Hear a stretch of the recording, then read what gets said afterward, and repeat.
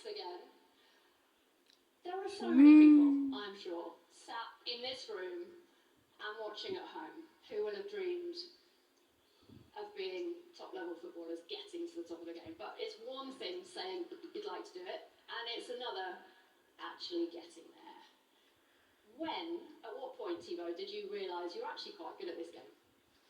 Not so fast, actually. I think only when I started to play as a first starter in Genk when I was 18, I hoped to have a career in Belgium. I didn't dream to be a goalkeeper for Real Madrid. I dreamed to be those stages in your career happen where your work gets rewarded, and then soon you see that when Chelsea signs you, you go on loan to Atletico, you play against this guy who scored a few goals against me, and you try to get better to try to stop him, and yeah, then actually you see it happen.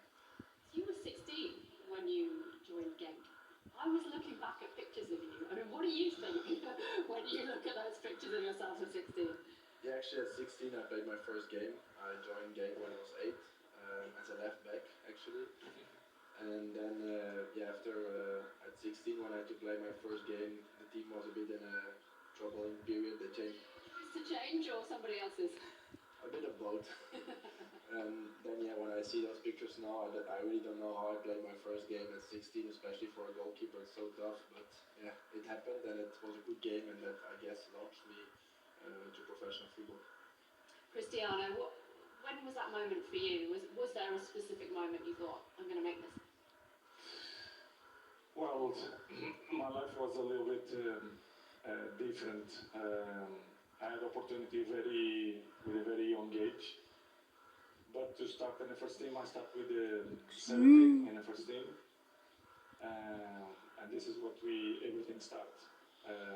But when I had 15 years old, 16 years old, I started to feel that it was something that I will do it in the future, to be a professional football player. And but real, I started with 17, 18 years old when I moved to Manchester United. You are somebody who all your teammates, whichever club, talk about how hard you train and how much you dedicate your life to it. At what point did you realise that was what it was going to take? Well, in the beginning, when I arrived in Manchester United, I was a very skillful player, dribbling a lot. And I realized that it was good for the showboat. But the football is more than that. When you have a dream to achieve big things, you need to be more effective. And this is what I plan to do it. I start to see examples there in the club, like Ryan Giggs, Paul Scholes. And I take some good ideas. And as I say all the time, of course, you're never going to be a football player if you don't have talent. The talent is the main word to achieve success. But the other things, which is I consider more important, is the ethic of work. And I dedicate all my life on that because I know I can prove year by year the longevity speaks for itself. I still play in high level. But you have to be professional all the time. And